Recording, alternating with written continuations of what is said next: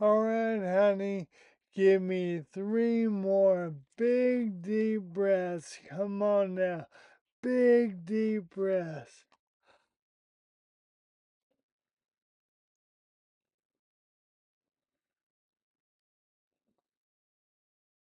Hang on, wait, is there medicine in this thing now? Yes, honey, it's time for you to take a nap. Last thing I remember when I woke up, I was part machine. Here's what happened.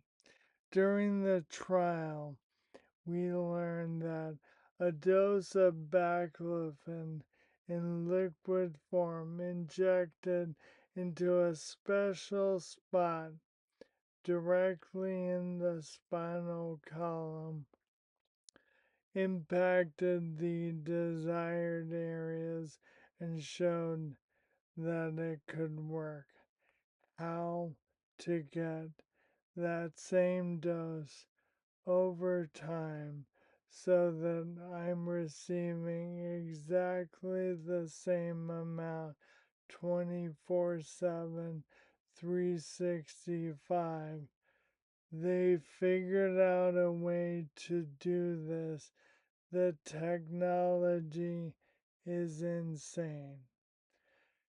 Here's what they did. Not one, but two surgeons are there.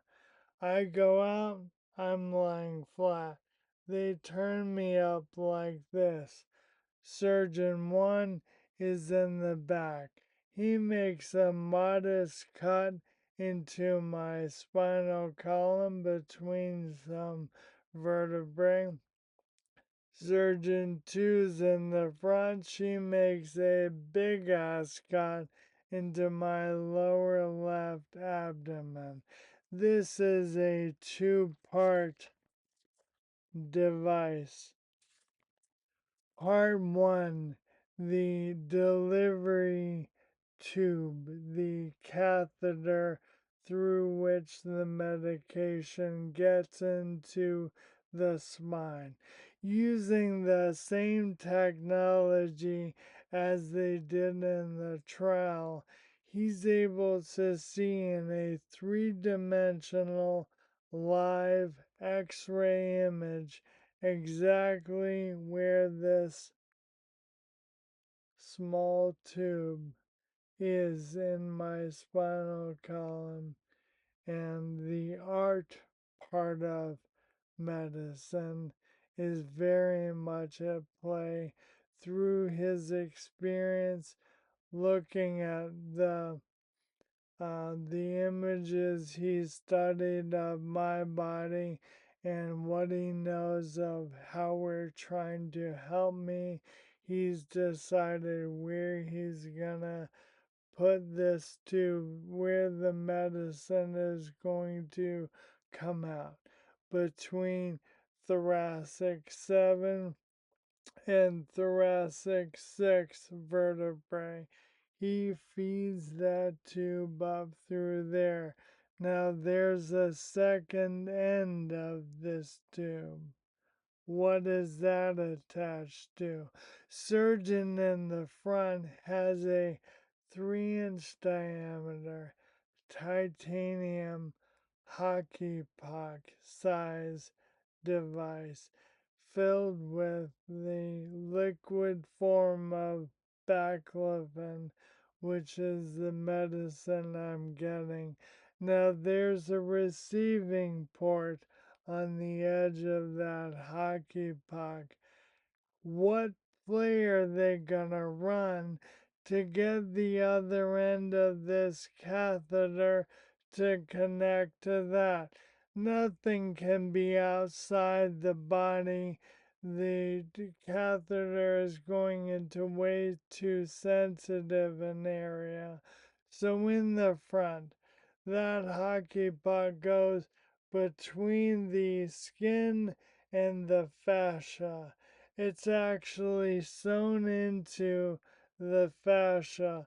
Do you know what that is? All the kids are talking about it now. It's this webbing kind of material that scientists and body work experts now think of as almost a second nervous system. And for our purposes, it is a potential tie off points. They literally sew the hockey puck into a few spots on the fascia. Now, how to get that catheter from the vertebra in the back around to the hockey puck in the front? There's a fucking curved tunneling needle designed just for this. I'm not picking this up.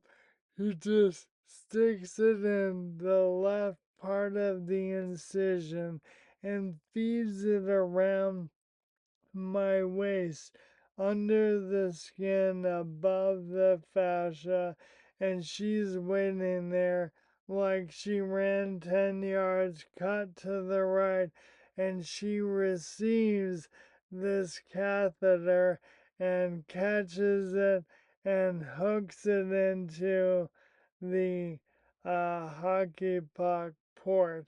Now there's a connection between these two.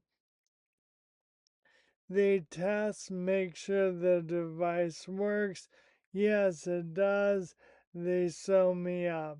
Reading the post-operative report where they say sentence by sentence everything they did. My favorite sentence I read was something to the effect of the number of tools and sponges used during the procedure were counted before and after, and they were the same. They didn't leave anything inside, which I always appreciate. It's something I look for in my spinal and abdominal surgeries.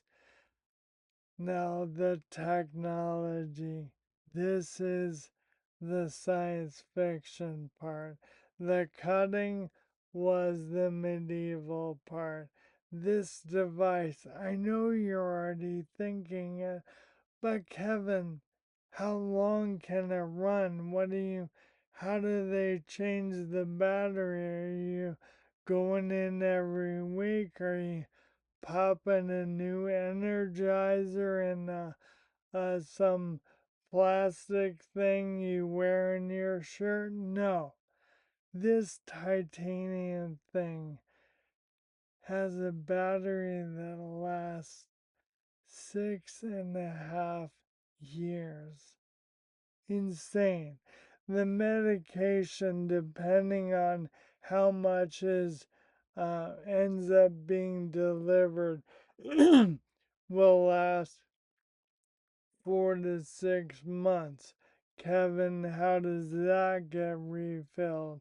Kevin, what if you want to change the amount of medication you're getting or the rate you're getting it?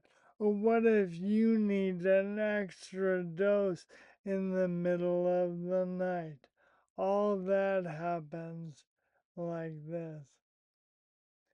Every 2 weeks for the first 6 months, I'll go in. There's a tablet, like a 4 by 6 little tablet, and she holds it right next to the device and connects. I'll be a walking Wi Fi hotspot if you need one. Just ask me for the password. That's a joke.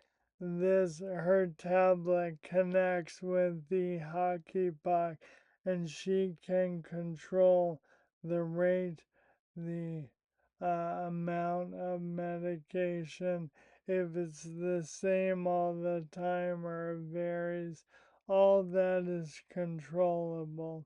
About every 4 to 6 months, I'll need more medication in there. This is insane. They just use a huge needle and inject it straight into the hockey puck through that layer of skin, and somehow it's able to receive a refill of medication safely. I'll let you know how that goes. Now, I'll develop a tolerance to this, just like you and your first beer. That affected you a certain way, but by beer number 125, it had less of an impact. You developed a tolerance.